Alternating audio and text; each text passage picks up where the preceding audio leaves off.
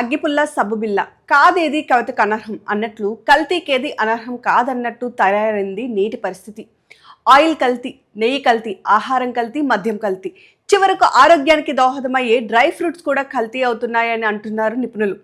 ప్రస్తుత జీవన విధానంలో డ్రై ఫ్రూట్స్కి ఆదరణ పెరుగుతుండటంతో కొన్ని చోట్ల అడ్డగోలుగా కల్తీ జరుగుతోందని, అందువల్ల విషతుల్యంగా మారుతున్నాయని హెచ్చరిస్తున్నారు. అసలు డ్రై ఫ్రూట్స్లో ఎటువంటి కల్తీ జరుగుతోంది? వీటి వల్ల వచ్చే అనర్థం ఏమిటి? ఎలా గుర్తించాలి? ఇప్పుడు తెలుసుకుందాం.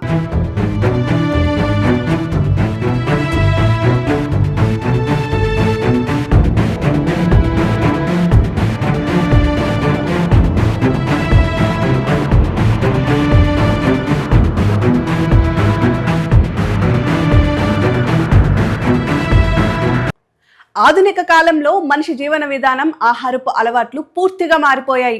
చిన్న వయస్సులోనే గుండెపోటు వంటివి ఎక్కువ కావడంతో ఆరోగ్యంపై దృష్టి సారిస్తున్నారు ప్రస్తుత జనరేషన్. ఇందులో భాగంగానే డ్రై ఫ్రూట్స్ను తమ ఆహారంలో భాగం చేసుకుంటున్నారు. ఆరోగ్యానికి మంచిదని ఇష్టంగా కొనుగోలు చేసి ఈ డ్రై ఫ్రూట్స్లోనే ఇప్పుడు పెద్ద ప్రమాదం పొంచి ఉందన్న విషయం ఆందోళనకు గురిచేస్తుంది. డ్రై ఫ్రూట్స్కు డిమాండ్ పెరుగుతున్న క్రమంలో వ్యాపారులు కల్తీకి పాల్పడుతున్నారు. అందుకే వీటిని కొనుగోలు చేసే సమయంలో కాస్త జాగ్రత్తలు తీసుకుంటే చాలు, మన ఆరోగ్యాన్ని కాపాడుకోవచ్చు. ఆరోగ్యకరమైన ఆహారంగా మనం నమ్మే డ్రై ఫ్రూట్స్లో ముఖ్యంగా బాదం, జీడిపప్పు, వాల్నట్ వంటి వాటిలో ప్రమాదకరమైన కల్తీ జరుగుతోందని చెబుతున్నారు నిపుణులు. డ్రై ఫ్రూట్స్ కొన్న డిమాండ్ను సొమ్ము చేసుకునేందుకు కల్తీ మాఫియా వాడే మార్గాలు షాకింగ్గా ఉన్నాయి.